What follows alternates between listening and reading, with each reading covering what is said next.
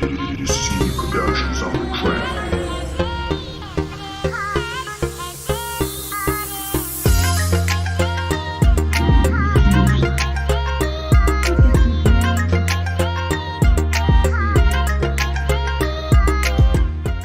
Yeah, what's going on, everybody? Welcome to the Case Study QB Political Junkies pre-show.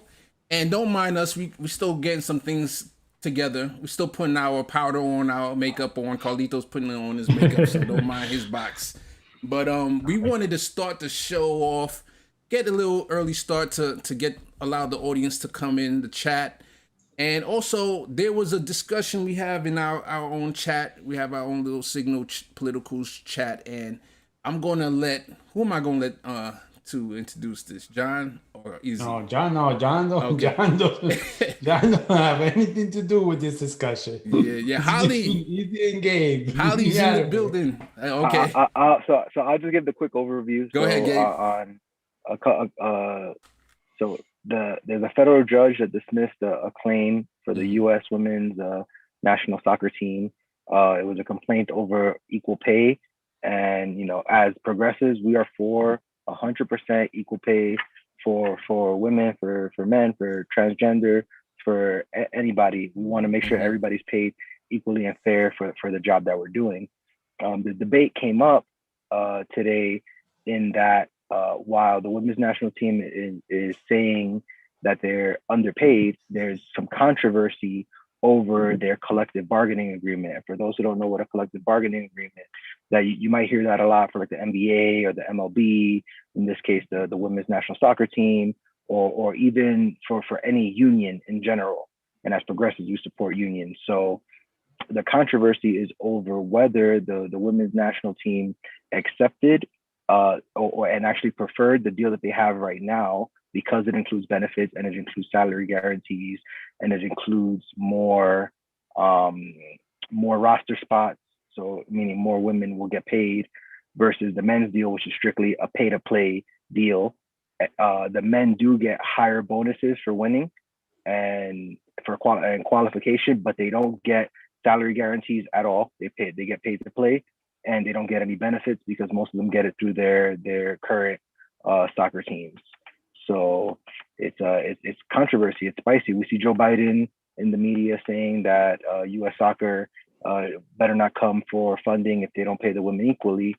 But I'm of the opinion that at the time when the women's collective bargaining agreement was signed, they actually turned down the same deal as the men. And this is something that is kind of debated because the co-captain of the team said that they never were offered the same deal as the men. So it's very shaky. So the question is, did they turn down the men's deal? And now, only after winning the World Cup, which we know our U.S. women won the last Women's World Cup, only now it appears that they would have got a higher bonus if they would have taken the men's deal. So are they negotiating in hindsight, or what's the deal here? Izzy, let's get your thoughts on this. And what are they not allowed to do according to you? Say it again. What are they not allowed to do according to you? How many times did you say that?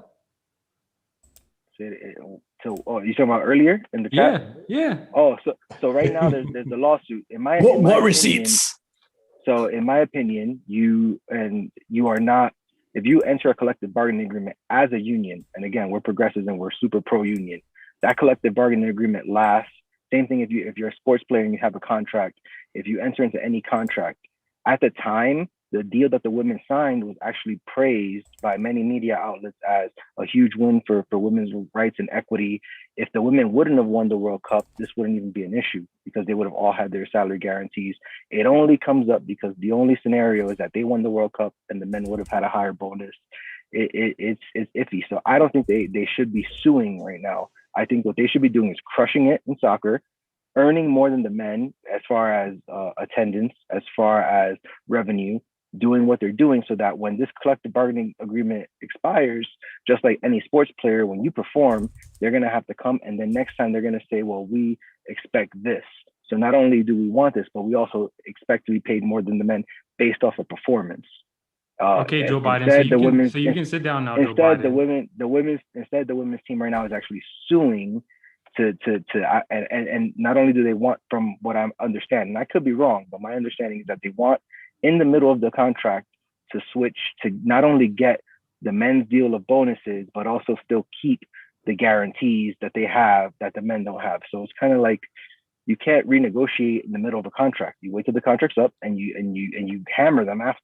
All okay, right. so there's such a long list of things that I have to call you out on that I'm probably going to forget half of them. First of all, you can negotiate whenever you want. You can sue on a contract whenever you want. This is America. It happens all the time. So those things that can happen whenever they want. You said the second thing, that they should be crushing it so that they can renegotiate their deal later. They've been crushing it for over 8 years. That's all they've been doing. So now you're asking them to basically just sit down, wait their turn, just like a conservative Democrat would to a progressive, and you're basically asking them to just like stand by on the sidelines and just wait their turn. And that's not how we roll as progressives. That's if Pelosi said that to AOC and AOC was like, all right, cool, you would be livid right now. You would be losing your absolute mind. And so how are we going to ask the U.S. women's national team to do that? Second of all. Third of all, one thing that you don't understand about soccer is that the Soccer Federation controls all of the U.S. women's national team players. Like whether they play for their club or they play for the national team, the Soccer Federation controls all of that. So they have a monopoly on negotiating with these women. So they are making tons of profit. They've tripled their profit since the U.S. women's national team have won two World Cups. And they are basically in control of those women's contracts in both cases. That's not the case for the men. The men, when they negotiate collective bargaining agreements for their clubs in their league, that league is completely separate from the Soccer Federation that controls the women's league.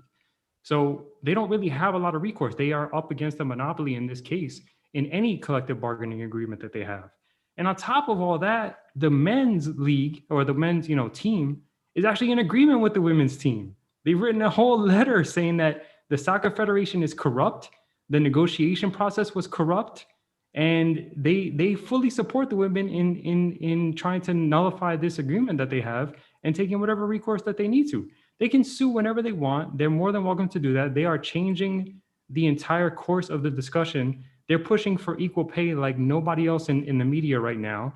And they're doing amazing work. Just let them do it. Even if they fail in the course, even if they fail, just let them do it and applaud them for doing whatever they can to push the conversation. Man, I know this is a very interesting conversation, but it's 8:00 and we got to get this thing going. Come on. But yo, Come on, you can't cut it off like that. Yeah, I know. But you know what we'll do in the audience, when we go to the audience after we start the show, because overtime. Robert Wilson said something in regards to the conversation. So if Gabe, or somebody, Bendone, if you don't mind, can you hold on to Robert's what that Robert said? And I want to read it, and then maybe we could revisit it then. Okay, so let's start the show.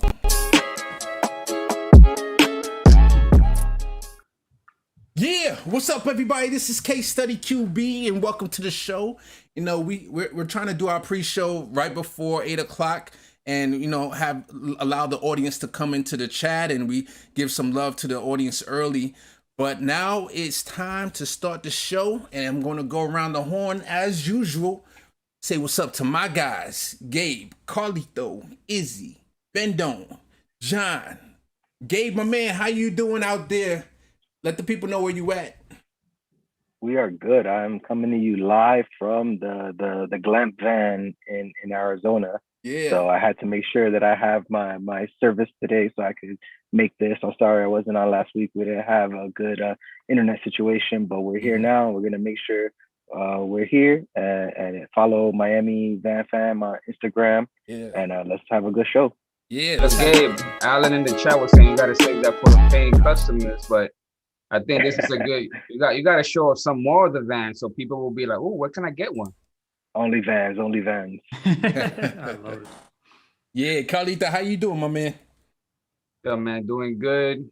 Living life, man. Yeah, that's all I can say. All right, Izzy.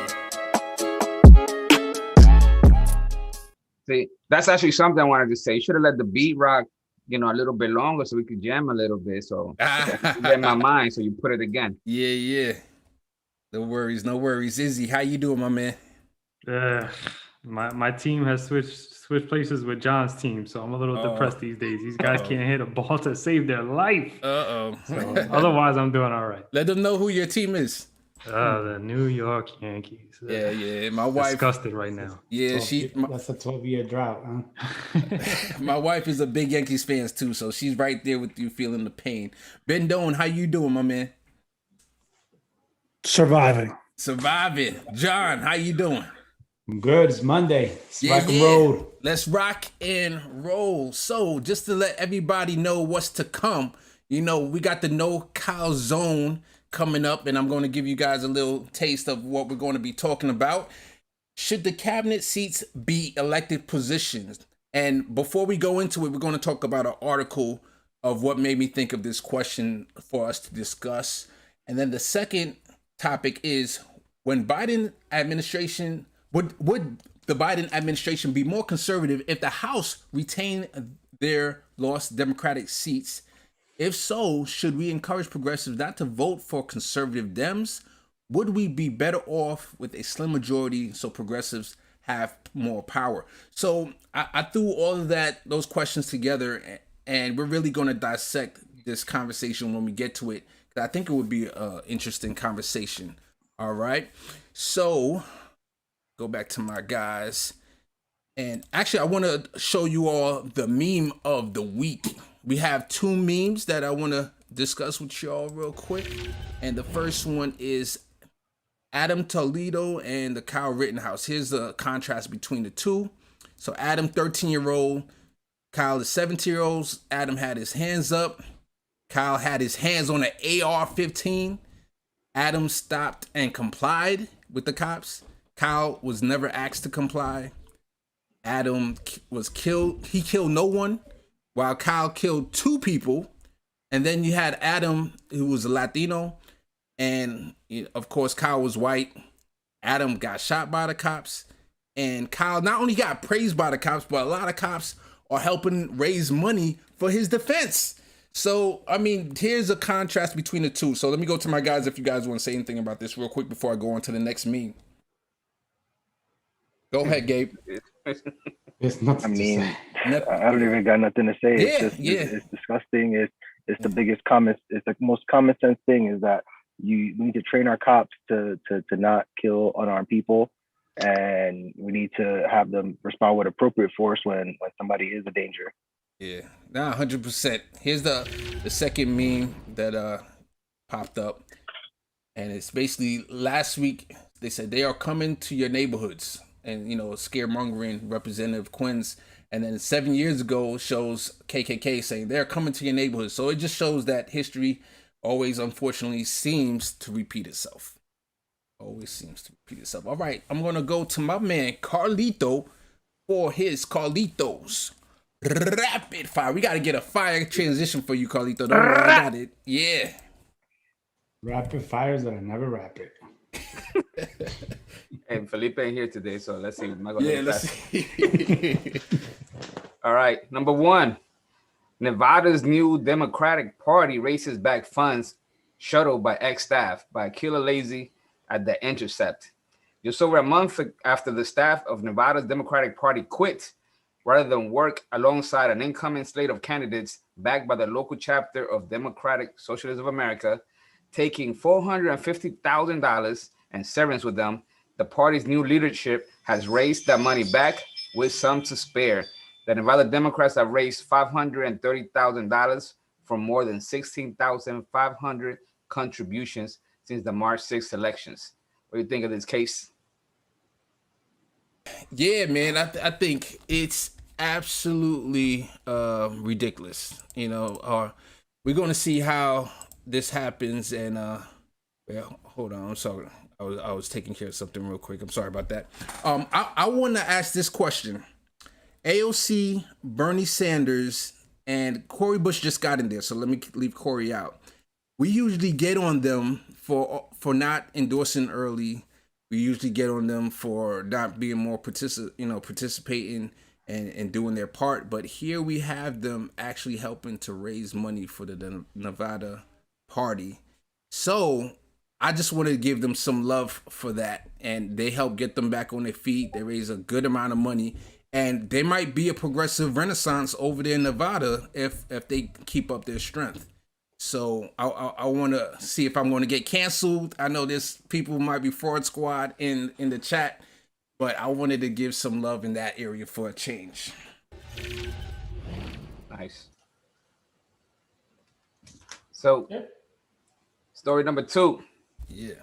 City mayor pretends to be homeless. Hi guys, to check there's a children's how tale officials about a work. king who They pretended told to him be an everything was good. ordinary This peasant. from live stories on YouTube.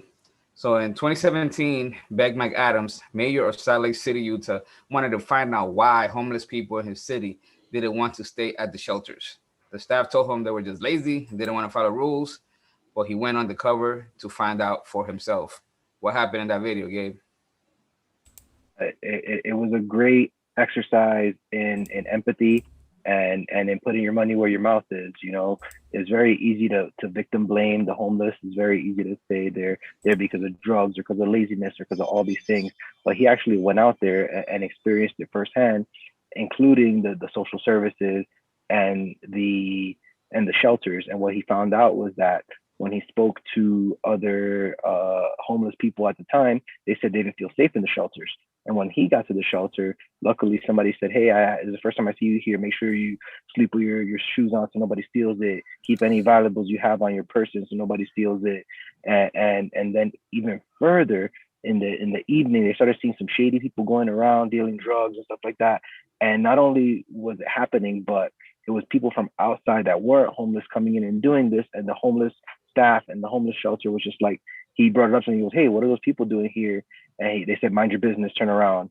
So he was able to see firsthand the problems with the system and then institute some items to change. And we know that or a lot of us have heard that in Utah, they did a pilot of just giving people housing with no stipulation. So if somebody was homeless, they give them housing, and they found that a lot of people, once they got housing, were able to get out of the cycle of homelessness. A lot of people don't want to take advantage of these shelters because that's not a real home. You need a home with dignity in order to get with an address to get your life back on track. I'm very proud of this mayor for doing that. It is an old story. This isn't something that came out this week, but it was nice to highlight that and show that a lot of times when you have your representatives in government, we want to make sure that they have that experience of their constituents. You look at somebody like Cori Bush, who has been homeless. Now she's there representing her constituency. She can have that personal experience that some other people like Nancy Pelosi would never have. Damn, well, we gotta poo-poo on poor Nancy over here. Yeah, she's real poor, all right. That she ain't. If only Felipe was on, he would be here to defend her. I don't even think Felipe bad. But number 3, Louisville cop who shot into Breonna Taylor's apartment gets book deal by Blake Montgomery at the Daily Beast. So Post Hill Press has agreed to publish Sergeant Jonathan Mattingly, The Fight for Truth, the inside story behind the Breonna Taylor tragedy. The distributor, Simon & Schuster, said they had no clue. And to that I say, what do I say to that? Hey, my guys, I say this. Come on, son. Come on, son. Yes. Yeah, right. Post Hill, in the past, I published work for conservative commentator Dan Bongino and Representative Matt Gaetz from Florida. So you know they have a history. Now, given that fact, do you believe Simon & Schuster had no clue, Bedon? No, and the crazy thing is how a lot of these things get glamorized for the media, and nowadays it's all about let me sell the next hot story while it's hot and make money, and then it just repeats the cycle, right? Because you throw out there bad relevant history. Yeah, and one thing that I learned from this is that conservatives, well, from this and other stories, that conservatives actually make a lot of money from books, not because people actually want it, but because conservative think tanks, they buy the books in bulk to give out to people. And that helps propel those books to the New York Times bestsellers and things like that, and makes them seem to be more popular than they really are. So they buy it in bulk and give them out at some events, like at what's it called, CPAC and stuff like that. They give out free books to people that go in there, but they buy them in bulk using the money that they raise. Sometimes like campaigns raise for people to give them out and makes them seem popular. So I'm pretty sure that the same thing is going to happen. Like a bunch of police unions are probably going to buy these books and make it seem like it's a popular thing. And a fun fact on those bulk buys, they recently added, I believe it's like a special asterisk or something that'll show that if something is a bestseller because of a bulk buy versus the ones that were like grassroots purchases from individual people. So that's you good. should see that asterisk there. Nice. So that's new. That's new. So I'm glad they did that. Yeah, I'm going to be interested to see how many asterisks we see now on the best time seller. Yeah.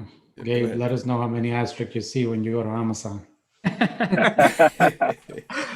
All right. Number 4. The IRS chief says $1 trillion in taxes could be going uncollected every year or more, by Juliana Kaplan of Yahoo News and also Insider. In a Senate Finance Committee hearing, IRS Commissioner Charles Rettig addressed the tax gap between how much is owed in taxes and what's actually collected. Rettig said the gap could possibly exceed $1 trillion a year, far higher than the official estimate. How could this happen, John?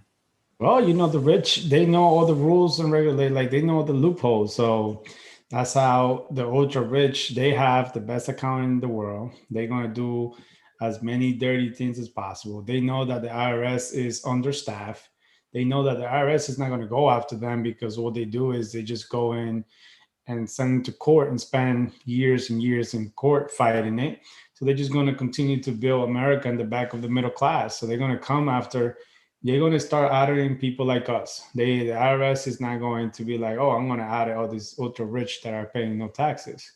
So until there is actually some bills and regulations to, one, staff the IRS, and two, fix this complicated tax system that we have, that $1 trillion is probably a low estimate. Right. So they said it's a whole industry called the wealth defense industry that has ballooned to help the wealthy hide their assets. A lot of them is from tax shelters, but just any little tax loophole, like you mentioned, they'll find it.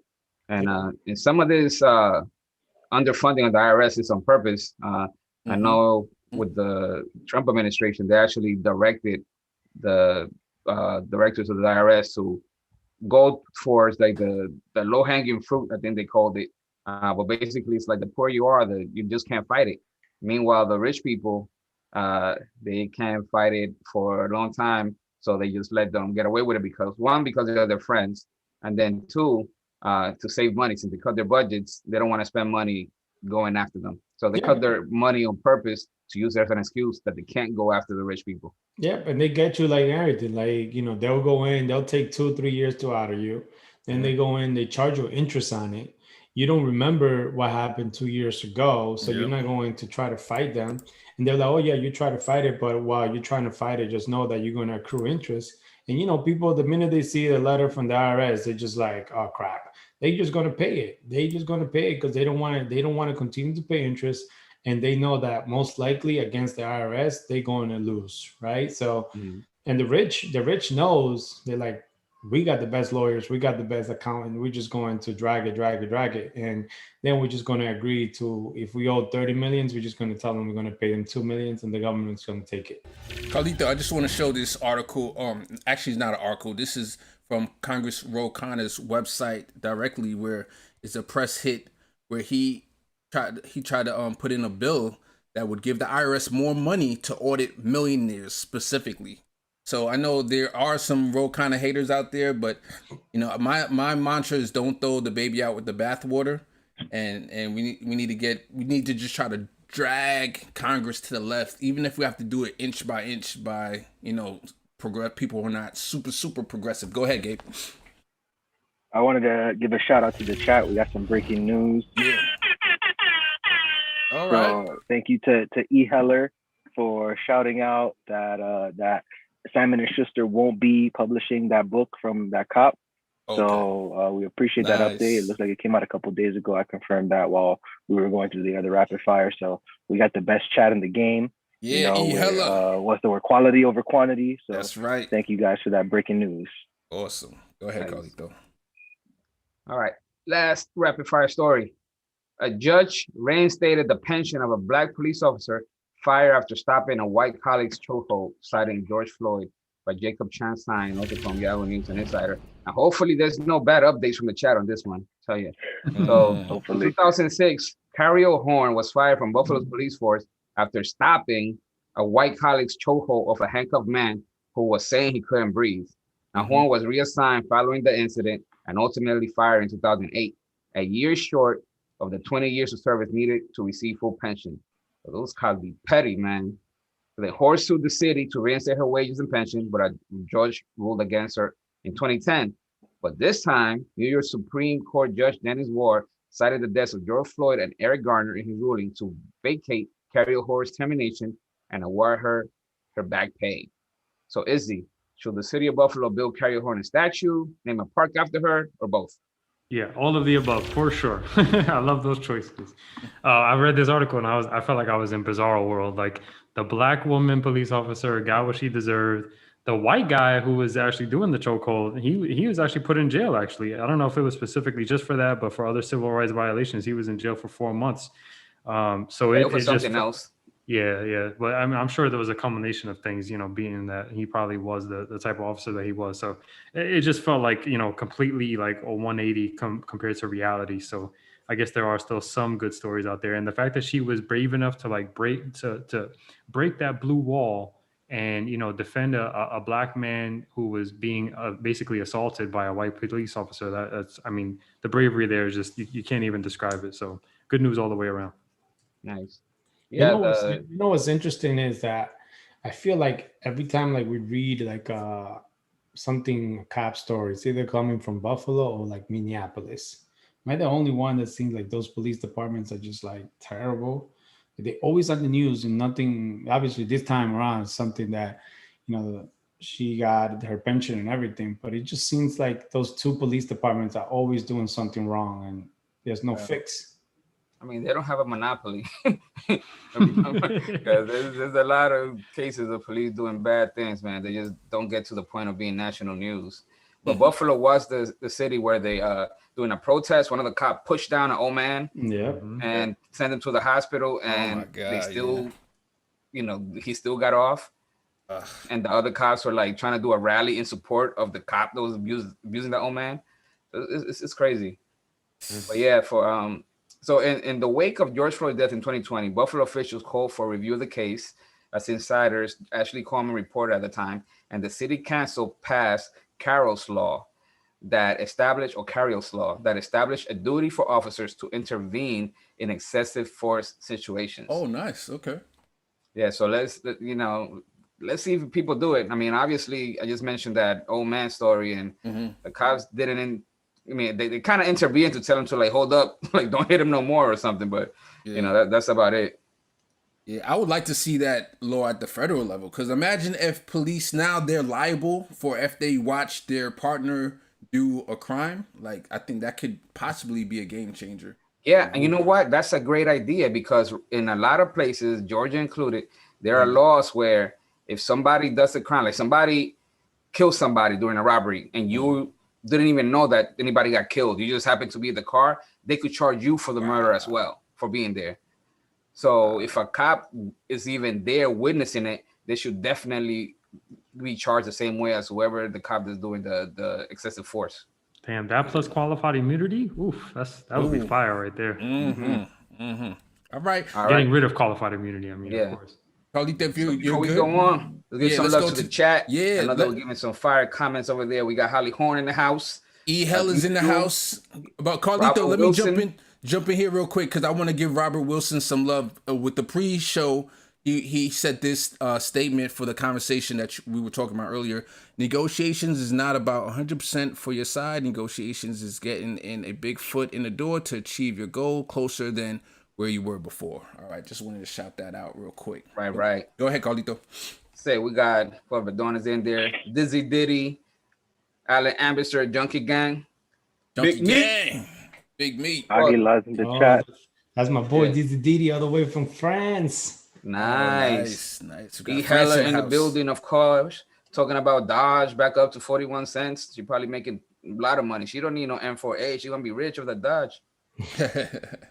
Well, she also said cabinet seats that run by Congress who are elected representatives. The problem is corruption. I agree 100%. Corruption and money, the root of all evil when it comes to politics. What else we got in here? And let's see another comment. Oh, Robert Wilson deleting messages. He probably used some naughty words. I don't know. But it said homeless shelters have never been safe in American history. Sometimes you may have a day reprieve, but at the same time, there's always a darkness to shelters. You know what? I think this story shows that they could be a lot safer if the people just did their jobs, because they were actually part of the crime spree. They're probably getting a cut or whatever the criminals were stealing from the people who are in the homeless shelters. So if people are actually doing their jobs, that could be fine. True. So yeah, we got Heller with that update about Simon and Schuster. Holly Horn said that she heard the prosecutor resigned for having falsely told the judge that Adam had a gun. Is that the one about Breonna Taylor, I believe? No, that's not it. Which one is that? I don't remember what story that was. But yeah, I didn't see the update. It said, Robert Wilson said, I believe that any money come out of a courtroom should come from the department itself. If the police were sued for crimes of violation of the law, that department should be paying for that lawsuit and not the state. Holly Horn agrees. Rafael Rodriguez up in the chat. We also agree. We had a show, one of the early shows, where Felipe had like one of his 2 good ideas in the whole history of the show, where he said that it would be good if we had, if the cops had individual insurance for their crimes, so they are personally liable for their crimes. So that way, if a cop, he's a habitual line stepper, he's not gonna be able to be a cop because he's not gonna be able to get cop insurance if he keep doing crazy things like that. Exactly. So I think that's a good idea to have as well. I would love that idea. What else we got? Rafael, urban progressive up in there. Okay, we see you. Yeah, and Dizzy saying love from Paris. Yeah, much love, hey Dizzy. It's nice. All right, so I'm gonna go to the first question, the first trivia. Now, before I go and show everybody this trivia question, I want to remind the CBO, Congressional Budget Office. Now, just to throw a curveball, remember that they came out with Medicare for All would save, I think it was like up to $700 billion. It was like between 53 billion and like 700 billion. It was some specific number, but they said Medicare for All would save a ton of money. So this question is, Bernie Sanders and his Senate staff are trying to fire the director of the Congressional Budget Office, Philip Swagel. Is this true or is it false? I'll go with true. All right, true. So is this true? I want to say true because a curveball, but I'm gonna just go with false. I'll go with false. I think false. False. John, false. Gabe, I'm going false. Bendone. False. All right, so Izzy's the only one who said that is true. The answer is true.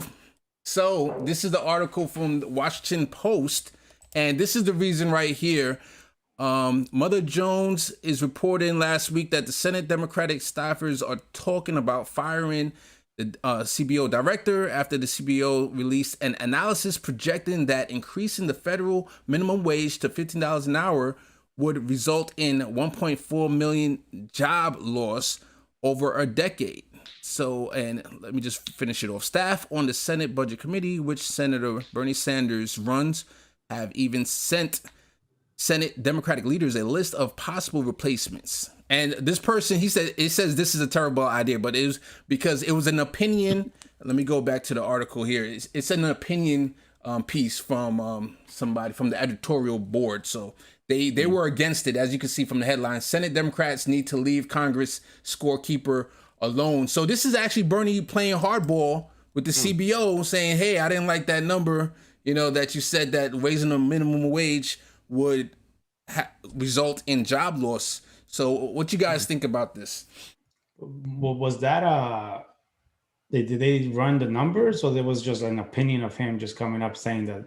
Because usually the CBO is supposed to be an independent, a bipartisan agency. So did he actually run a report on it, or it was just? Yeah, I believe they ran a report because I remember reading a lot of conservative commentary talking about it, saying that minimum wage is going to cost people's jobs.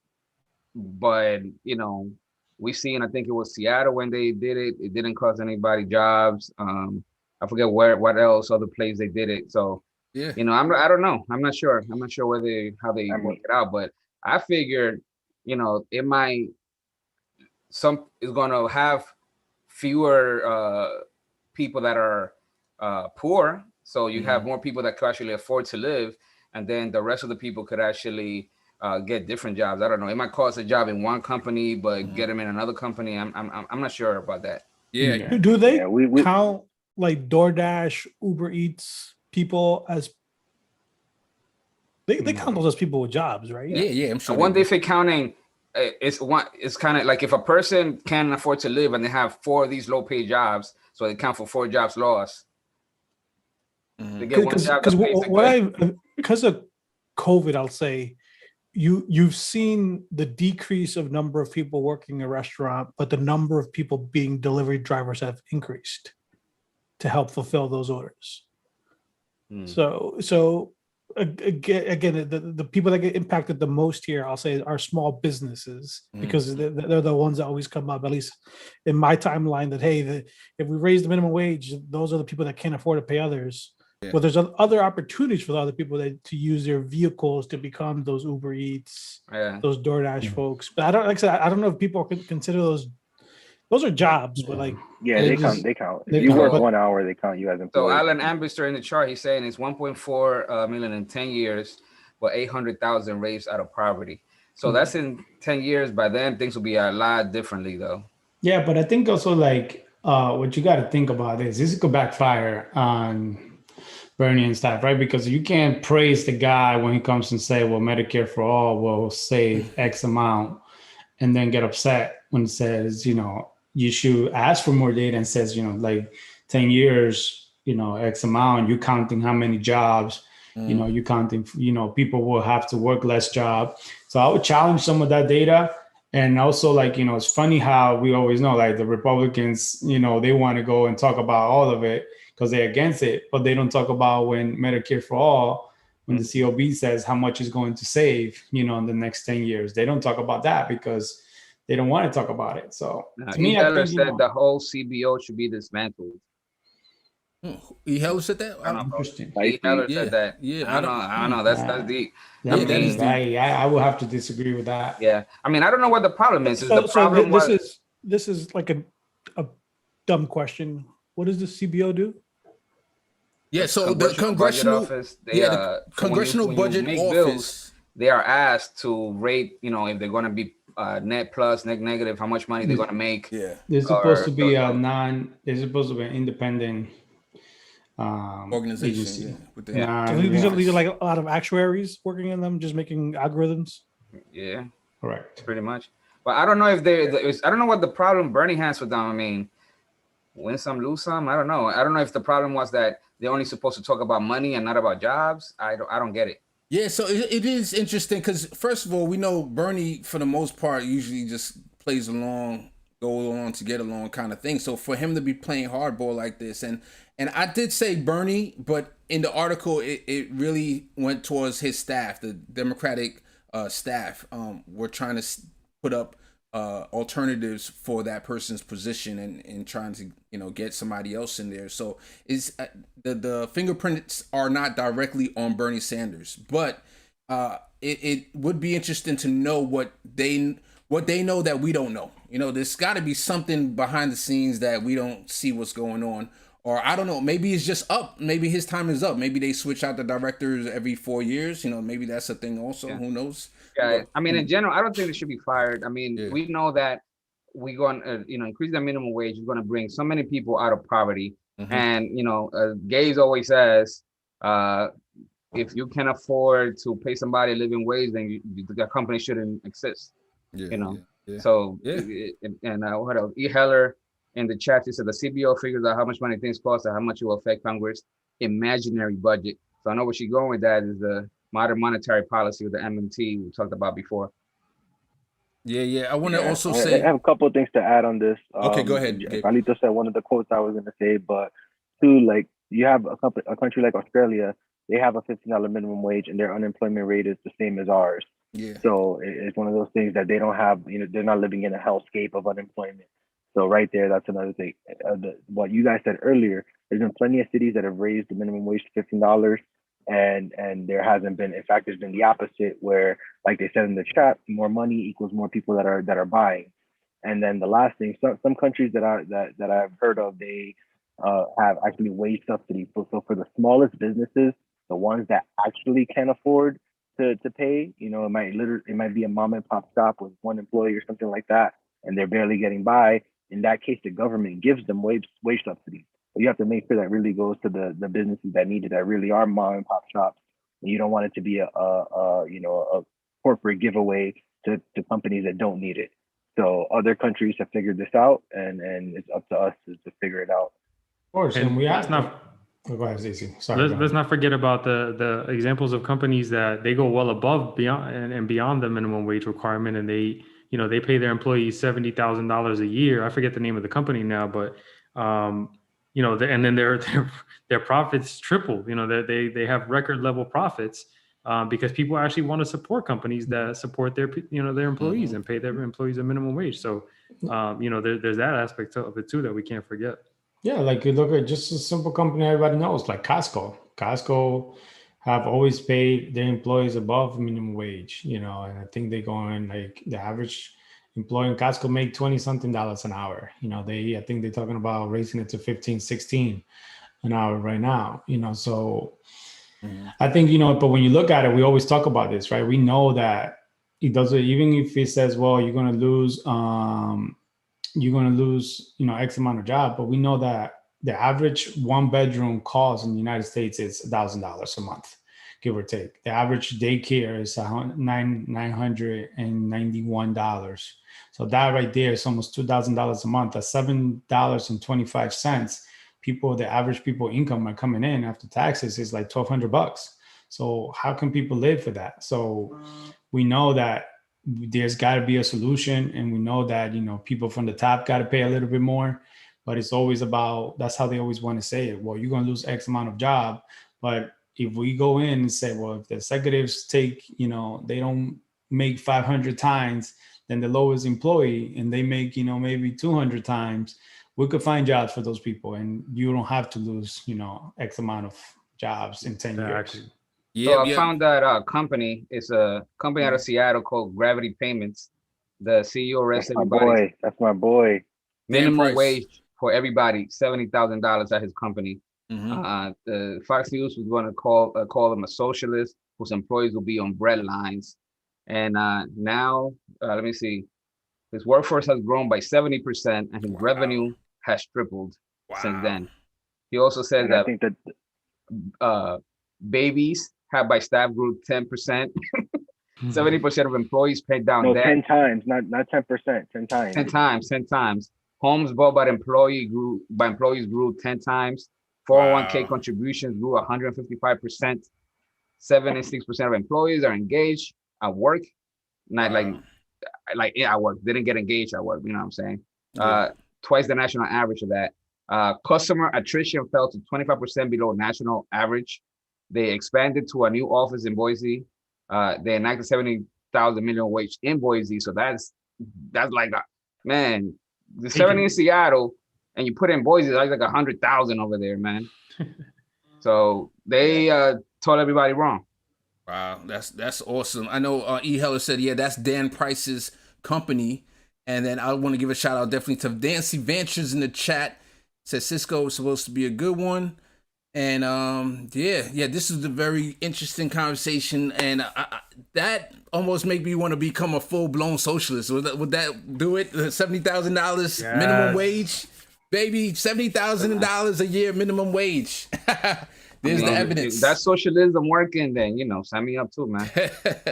All right, so Carlito, we're going to go to the next your article, and then we're going to go into our no call zone. All right, so before that, Nancy Venture, it's a payments company. I think there's something to do with electronic payments. I don't know. Okay. But they just said payments. So the last story. Real quick, last comment on the last story. McDonald's and Denny's, they came out and they told their investors that the $15 minimum wage wouldn't hurt them, and that it actually has helped in the places where it's gone up. So when these companies are telling their investors that, what the deal is. So I think the reason that Bernie was of getting so mad about this is because it probably wasn't so much of a partisan study. A nonpartisan study. They probably juiced the numbers a little bit in order to make it come out like that. Good point. Okay, so they do point of sale systems, mobile payments, credit card processing, e-commerce. So they got all kinds of payment services over there. They're called Gravity Payments. All right. So now the last story, which wasn't rapid fire, to lead into the next topic. Indoor dust contains PFAS and other toxic chemicals by Sharon Learning at the Intercept. So indoor dust contains dangerous endocrine and disrupting chemicals, according to a study published today in Environmental Health Perspectives.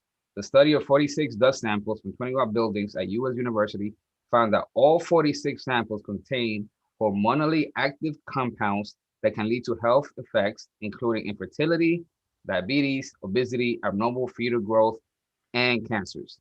The study helps explain how industrial chemicals known as PFAS and flame retardants, which have not been proven to even prevent fires, they're found in the blood of urine of over 90% of Americans and are already known to cause widespread health and reproductive effects.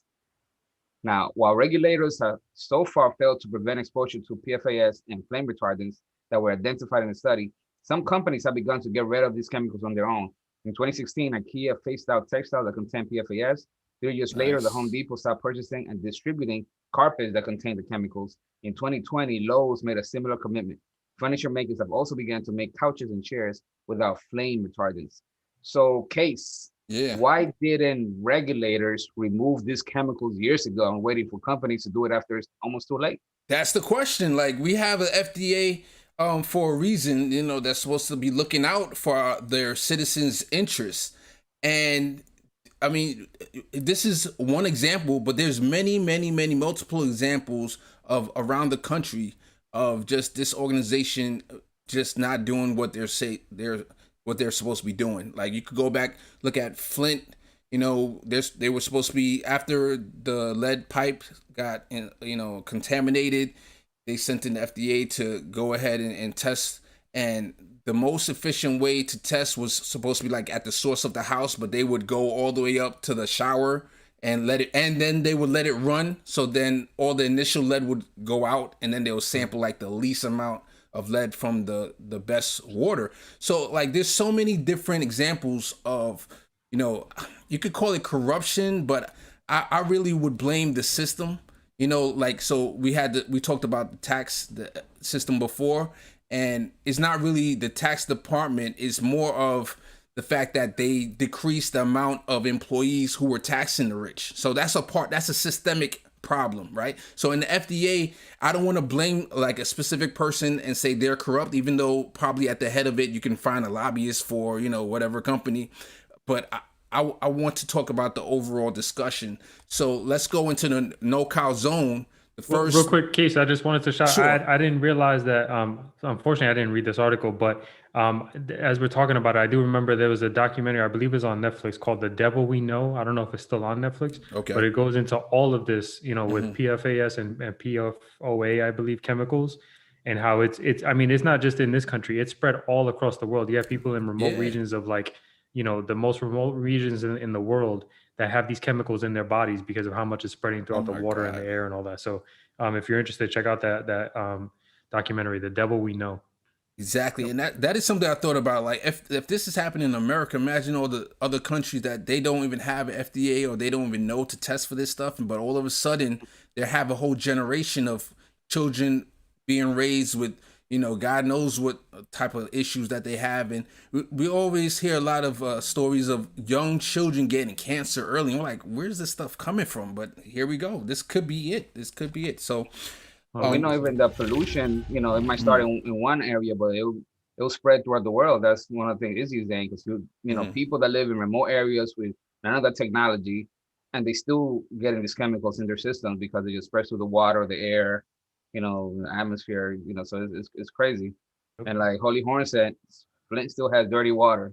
So, and they still have dirty water over there. So should the cabinet seats be elected positions? And, that's included. And the reason why I brought this up, we elect the president, who then assigns or nominates all the cabinet members to be, of course, go through the Senate. They have to get confirmed. But I thought, wouldn't it be interesting if it's going to force citizens to be more engaged, of course, because now you're expanding the ballot. You're going to have to really look up different people and all this stuff. But I think it's going to cause these different cabinet positions. They're going to have to run on something, So now you're going to have the person that's responsible for making sure we don't have lead in our in our water. That cabinet position, the environmental. I believe Representative Deb is now in that position, if I'm correct. But they're going to have to run and say, hey, this is what's going on in Flint. I want to become your cabinet member so that we don't allow this to happen. So anybody anyone is against this idea?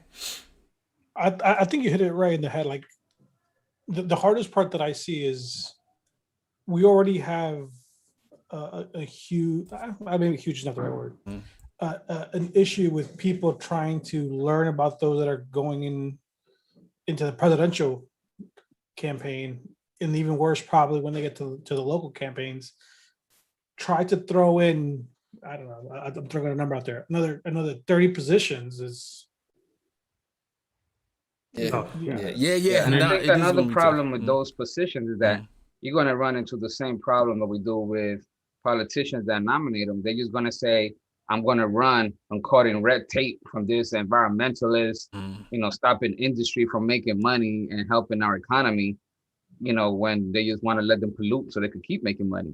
Yeah. Because it's going to be the same deal, and they're going to use the same dirty tricks and during taxes. So that in itself is not going to fix it. Yeah. Here's the person. You're going to waste more money on like political ads. Real quick, this is the person who I would think would be in charge of this, Michael Reagan, administrator of the Environmental Protection Agency. So yeah, the EPA, which was created under Nixon, the progressives of that time, like Ralph Nader, was able to force Nixon. Imagine Nixon's more progressive than probably Biden at this point when it comes to environment, because he passed this into law. But I hear what you guys are saying, because actually let me go back to that screen, because look at all the different people that's here right now.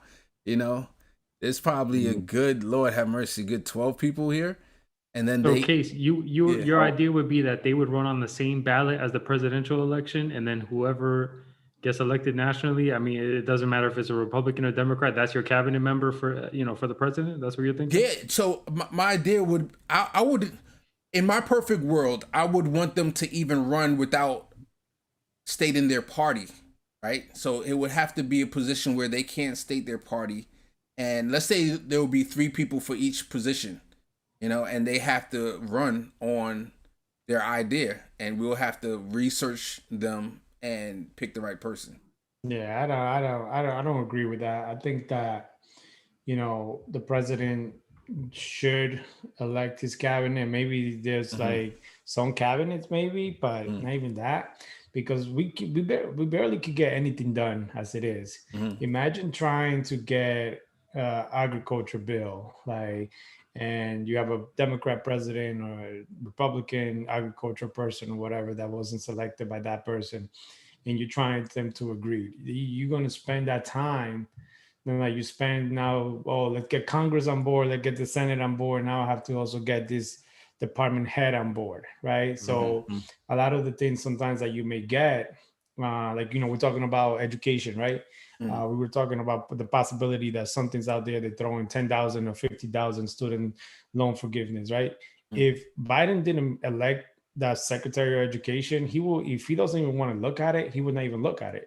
But because he's an elected, he was selected by Biden, Biden told him, hey, I want you to go and look at 10,000 or 50,000, whatever amount it is. It's easier to pass those things and get those things on board. And we already know our government already doesn't do enough. And if you add that to the thing, then definitely nothing's going to get done. Nah, you're absolutely right. I hear your point. At first, I was going to disagree with you, but as you made that example, it's very true that if the Congress could pass and the president could pass a bill, but let's say it was, I want them not to say their party, but let's say it was a Republican Secretary of Education, they could, if they're in charge of that, department, they could say, oh, you pass not to have more charter schools, but I don't care about that. I'm going to continue having charter schools. So yeah, They could say the people elected me to do this. And yes. Gabe, go ahead, baby. So here's an idea that I think is kind of like a halfway point, and I can't take credit for this. This is kind of I've gotten this idea from my wife. So it's one, instead of putting party, you put what are their top whatever policies that they're for. So this person's for, you just put the name, you put Medicare for all, $15 minimum wage, tuition and paid public college, something like that. Or expand Obamacare, or so do that. But not only that, in the case of the cabinet, I like the idea of having the cabinet elected, but it would have to be from options that multiple options. So in that case, you have those. Let's say we get somebody like Joe Biden, and he is as moderate as they come, center right. You could then use that second election to elect somebody that's more left wing, but that would only work if you know exactly what their policies are. So it would have to be something that goes together. And to go with the thing about, they spend how many months at the beginning of the term just confirming people. Like you could eliminate all that time if you use the dead space in between that November to January on the secondary election. So you get in on day one, and you have people, you have the whole cabinet's in place, all the appointed people, everybody's been voted on. But it would be impossible to vote on all those people just doing your research. It's hard enough for me as a political junkie to go through my local ballot and research everybody. So the way that to get around that is you really get them to put what are their stances. I'm for this. They could be name, your stances, and that makes it very easy for people. And I think that would help, similar to how the direct democracy and the ballot initiatives have helped pass progressive items in Republican states like Florida.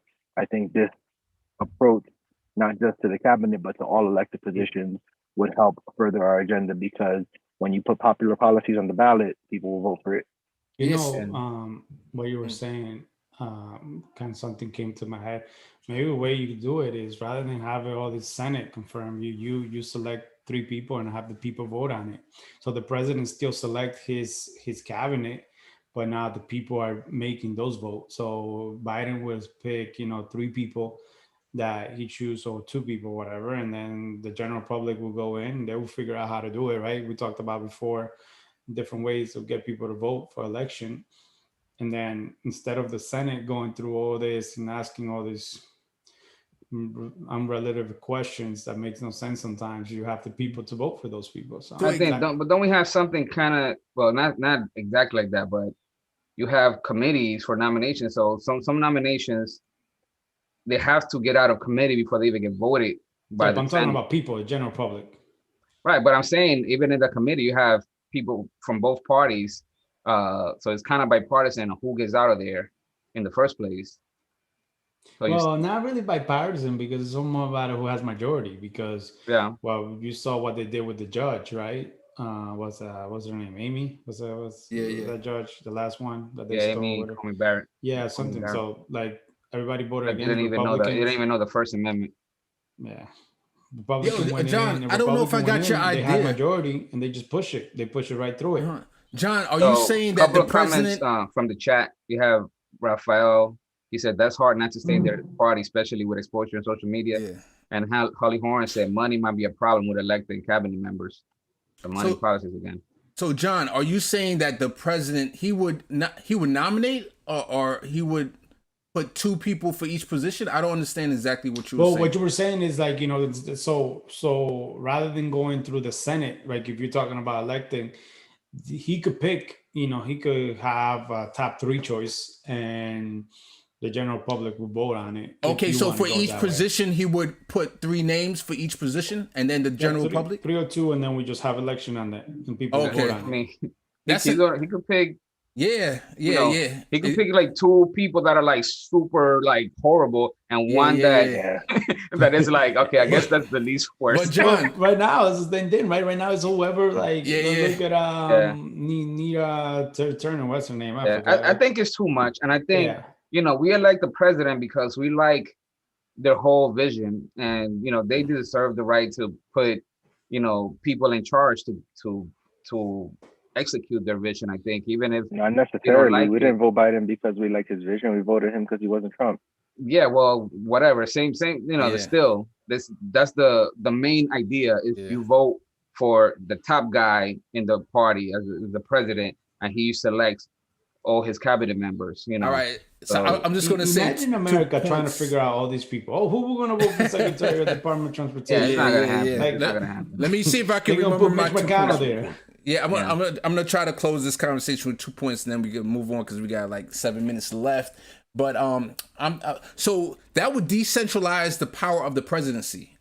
That's one benefit of this, because the president, his power keeps growing and growing as time has gone by, especially since 9/11, right? And then we've seen with Donald Trump, he's been using a lot of executive orders, you know, and now also Biden, you know, for better or for worse. So I'm wondering, the president can focus more on foreign policy and becoming and being a diplomat, while the people can influence, you know, the cabinet more. And then John, your example was a good one to show the negative side of things. But a good side of that would be if we have Biden, but then we have the cabinet member, I believe his name is Xavier, that's in charge of the Health and Human Services cabinet member. If he was elected by the people, and we know Medicare for All is very popular, just like how we gave the example where the president can and the Congress can pass something, and then that Secretary of Education wouldn't do it. Well, here's an example of, we have Biden who said he would veto Medicare for All if it came to his desk, but if he had a cabinet member who would implement it, you know, for example, Texas, when they had their issues with the snow, Biden signed an executive order to give everybody Medicare in Texas, but during a pandemic, he couldn't give the country Medicare. You know, this would be a good example of that person unilaterally doing something. I don't know how much power they can do. So they would but have that the would be same power something as the like that. president then, because then they kind of going over Congress and the Senate. Yes, Yeah. I mean, I was think gonna say- a reason yeah. that it wouldn't work anyways, because their budgets come from the president and the Senate. So Yeah, you know, that's true. they still they're not gonna do anything if they're not gonna have any money to do it. So they're still gonna have to Yeah. answer to them at the end. That's a good point, but they could use their bully pulpit maybe, but that's a good point. So this was just a thought experiment idea that I threw out there. I think we discussed it. I hope the audience enjoyed that. Anyone monitoring the chat? Let's go to the chat real quick, and then we'll go to the last No Cow Zone discussion. Amy said money might be a problem with electing cabinet members. Oh, not Amy. Sorry. I don't know how to get Amy. Holly. Okay. All right. Holly also mentioned that Obama used executive orders as well. Nancy Venture said they could all take the challenge for posting the show last week with Ben Feldman. Oh, she said Amy Coney Barrett. That's why. Yeah. But I think it's a sorry case, but yeah, it's just an idea. Yeah. All right. You tried. As long as you guys enjoyed the conversation and we had a good conversation about it. Let's go on to the last No Cow Zone, and then maybe I'll throw up the last 2 trivia questions, and we'll do that real quick before we end the show. All right, so this is the second conversation. Would the Biden administration be more conservative if the House retained their lost Democratic seats? So let me explain that first. So we know how Donna Shalala lost, and a whole bunch of other conservative Democrats lost, and they try to blame progressives for defund the police, et cetera, et cetera. My question is, if they would have won their seats, so now Nancy Pelosi doesn't have to rely on, you know, the squad and all the other progressives, would the COVID bill, for example, be more conservative? Would it have included the child tax credit, for example, et cetera, et cetera? What you guys think? I think you're definitely right. I think you hit the nail right on the head. I mean, the more power you give the centrists, the more they're going to run with it. So, I think we talked earlier on before the election about having a mandate, or after the election, I should say, oh, this is a mandate for centrist centrist Democrats and blah, blah, blah. That would only, further their BS about that. So, yeah, I think you called it. Yeah. I think the problem, though, is that there's too many of them. I mean, the progressives are the ones that are outnumbered right now. So, you're still gonna have the same problem, and then even a smaller majority. So you're still gonna have the conservatives, even fewer of them controlling things in the House this time, not just the Senate. Yeah. So I mean, I'm sure the goal is we need to find a way to expand progressives in the House. You know, we have people who are fraud squad, and even today I tweeted out, yeah, I tweeted out something, and people, I said I was promoting some local Democrats in Hudson County, like at the local level, and somebody tweeted back at me like, they're totally against the Democratic Party, period. And I told them like, hey, until if there were socialists and communists running at the local level, I would be promoting them too. You know, I'm for the inside and the outside strategy. And we can't just focus, I mean, in my opinion, humble opinion, on third party. We have to do both if you can. You know, if you could give money to third parties, if you give money to a progressive Democrat, we got to try to find a way to do both, in my humble opinion. I can't believe you haven't said it yet, Case. You know how we do this. Ranked choice voting. Yeah, exactly. We got to have ranked choice voting at some point. You know, definitely. That would help out the situation 100%. 100%. All right. So, any last words on this?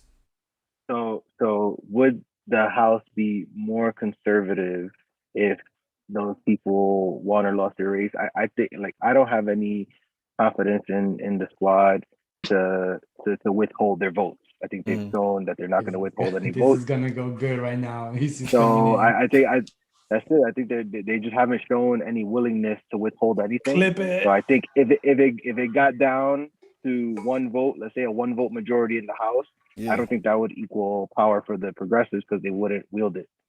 Maybe they should sue. Yeah. but listen, so I think there are things behind the scenes that we're not seeing. I wish they would let us know. I think that the squad's power is the people. So if they were to come to, like, I really think they should be doing independent media more. I don't, some people like TYT, some people don't like TYT, some people like Sam Cedars, they don't like Sam Cedar, or Jimmy Dore, and some people like Jimmy Dore, some people don't like Jimmy Dore. But I think, like, Rokan, I give him a lot of credit that he goes on Jimmy Dore's show, he goes on Fox News, on different shows to try to explain like what he's doing.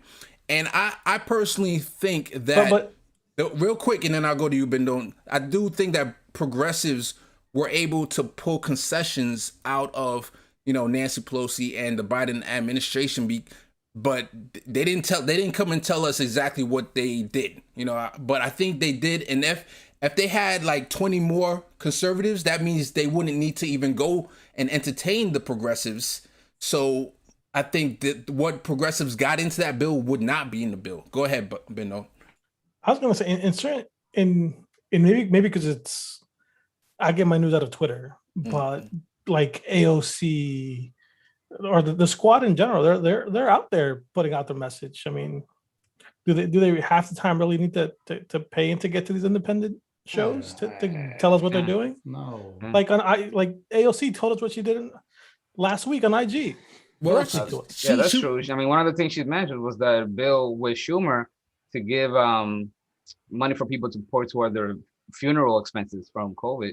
Yeah, but I think they missed the opportunity.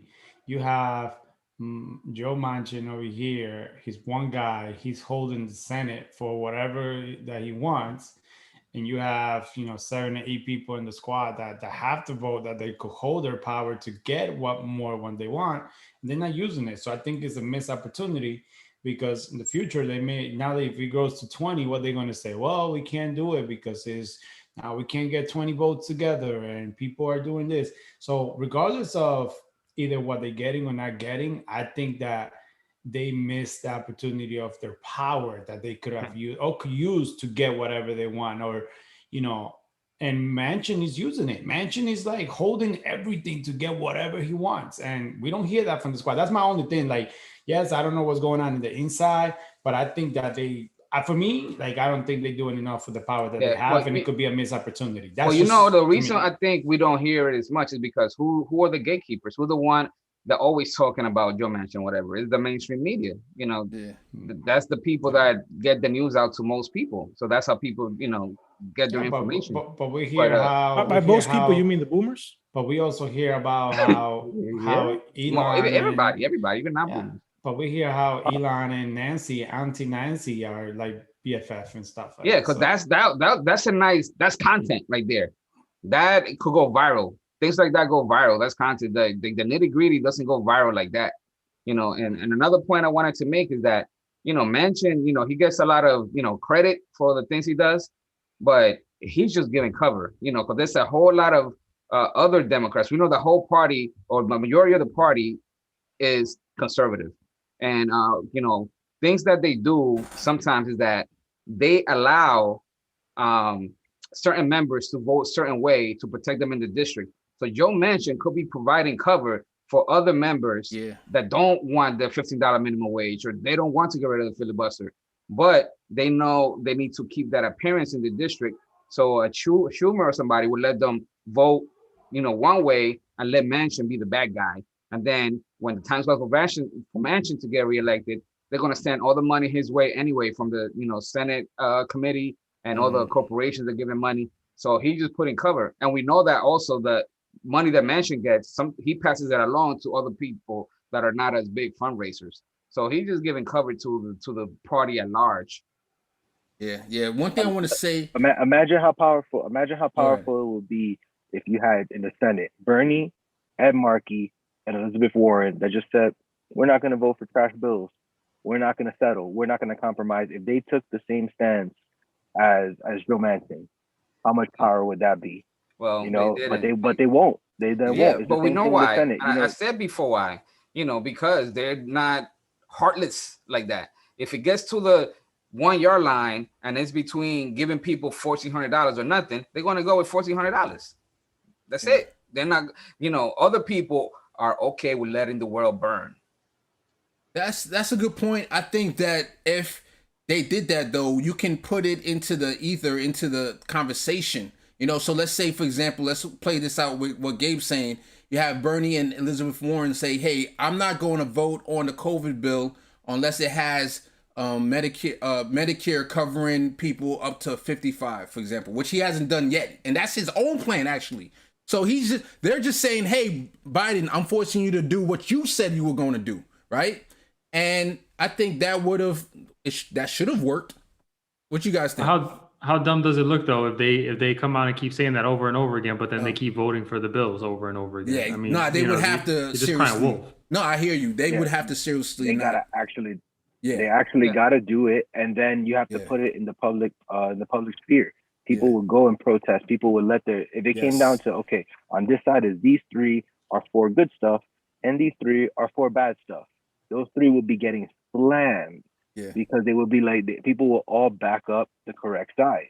But when you don't even give them that option.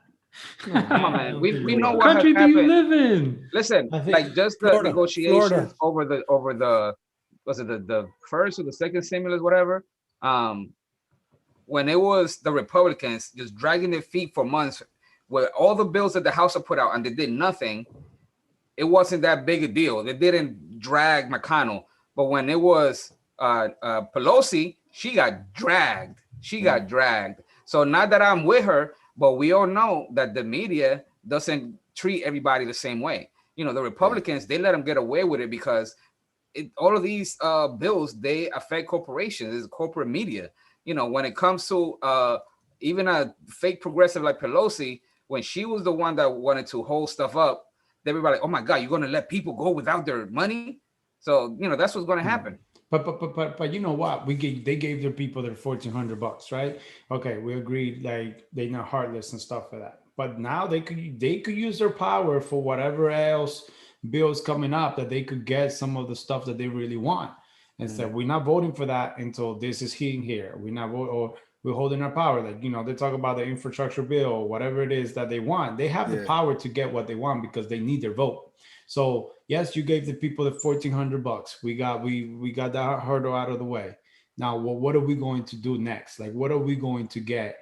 And not talk about student loan forgiveness. Yeah. So now, shout out CMT with the super chat, baby. Yeah, thank you. Yeah. Go ahead, Gabe. Here's an argument against myself.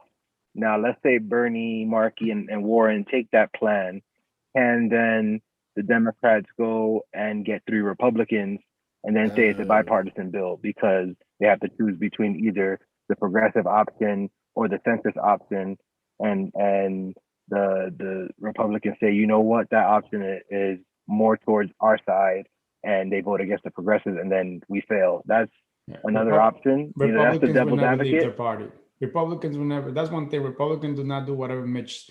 If Mitch says no, they all say no. Well, let's go down that road real quick. If three Republicans, if the Democrats and Biden does take that deal, that's setting up Biden for a primary in 2024, because apparently he wants to run again.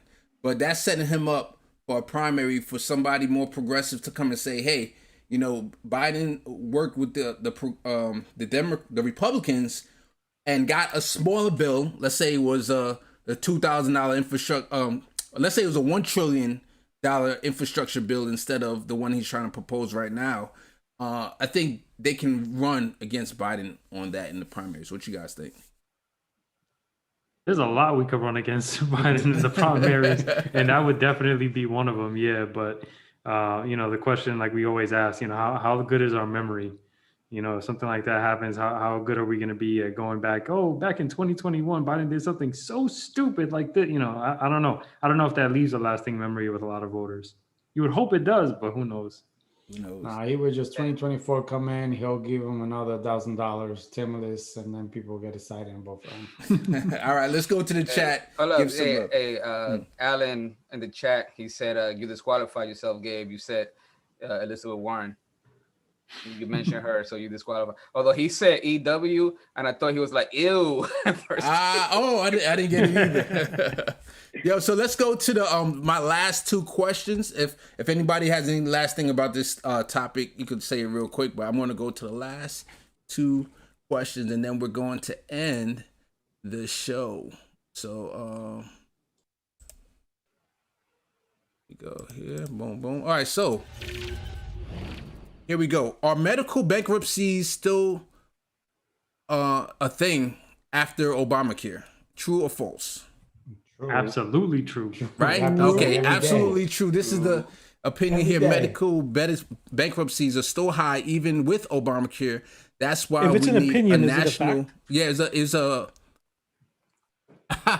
Well, we know it's the opinion of this person who's writing about a fact. Let's put it that way. And that's why we need national single payer health care. The second part is the opinion. The first part is the fact. Yeah, exactly. And then, is this a segment from a real article? Is it true or false? J.C. Thompson works the night shift at Amazon warehouse in Alabama, a job he started after his work as a hospice chaplain dried up at the beginning of the pandemic. He says he's not anti-union, but he was never a supporter of the effort at the facility. He appreciated the stability of the job and felt the pay and benefits that the company provided were as good as anything a union could negotiate. Is that true or false, guys? I would say Given the way, Press release. yeah, given the way that the whole thing went down and how the unionization failed there, I'm gonna have to go with true. Yeah, they gave him $1,500. Okay, so it is what true. What was that, John? What was that, John? So they gave him $1,500 to say that. Oh, they gave him money to say that. 1,400. So the answer is true, and it's from this article. The union's defeat at Amazon is shaking up the labor movement and exposes a rift between the organizers. And I wanted to just bring up this, find a way to bring up this topic of how, you know, union, as much as we and the people on this panel knows the value of a union, the propaganda is really strong out there, and Amazon was really able to, you know, really fool people. It's very CMT sad. I said couldn't that believe Bernie it. said 500,000 people a year have medical problems that lead to bankruptcy. According to Bernie. So we believe Bernie. Yeah. All right. Unless So it was a CBO, unless it was a CBO number. So yeah, let's give the chat some love on our way out. So CMT, yeah, definitely thanks for the super chat again. Anybody want to read anything else as we head out? Another thing I want to say about the article though before we go is that even I could believe you could find a few people that actually think that way without getting paid, out of thousands of people that work at a factory. So, it's not going to be a monolithic thing. That's true. So you could find a couple people that believe that way. So and he wasn't completely anti-union anyway. He just thought that he was getting good benefits and he was cool with what he was getting. Exactly. Yep, that's Yeah, true. I know. Yeah. I was just joking about that. I know. And we got a progressive Republican in our show that shop at Amazon every day. So. Nancy Bancher said, "I think the headline is propaganda." Oh, it definitely is. It definitely is. Yeah. It's Washington Post, I believe so. Yep. And who owns the Washington who, Post? And who owns the Washington Post? Copy Bezos. So we got Proficient said they will say vote blue no matter who, and any mention of a primary is heresy. Yep. Yeah, All did right. you guys see that the picture of what's that senator? I can't think of names today. I'm like off.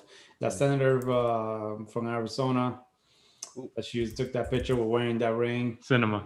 Yeah, wearing that ring that was the F, and the off. She had a ring on and stuff like that. So and somebody said that, like, yeah, remember, just remind this when you say blue no matter who. Yo, everybody say bye to Holly. She's bouncing. Holly Horn. Yeah, let's end the show. Yeah. So let's give a shout out to everybody who came out. CMT63, Holly Horn, Alan Amberster, our guy Neat, who's in the Discord. I want to shout out for people who join our Discord. We always chat back with people throughout the week over there. Nancy Venture. Yeah, Nancy Venture. Thank you for also being a Patreon. And who else got here? We got Proficient. We had Rafael Rodriguez, if you're still there. Yeah. Well, we didn't say Holly Horn yet. I didn't see Mia in the chat, but I'm going to assume she's there. Wilson. E. Heller. Brother E. Heller. Yeah, E. Heller. Gaze Fave. Yeah. All right. So thank y'all for coming out. Thanks to my guys. Any of y'all have any last things to say? All right. Yeah, watch my hoodie. It's dope. Yeah. Go Lakers. Yeah, go Lakers. All right. So everybody, much love to y'all. Another show down. You could have been anywhere in the world, but you're here with us, and I hope you appreciate the conversation. Hope you like the No Call Zone. Definitely, hey, hit me up on CaseStudyQB@gmail.com if you have any suggestions for any. Hit us up in the Discord as well. I'm always looking to try to find ways to improve the show or to add to the show.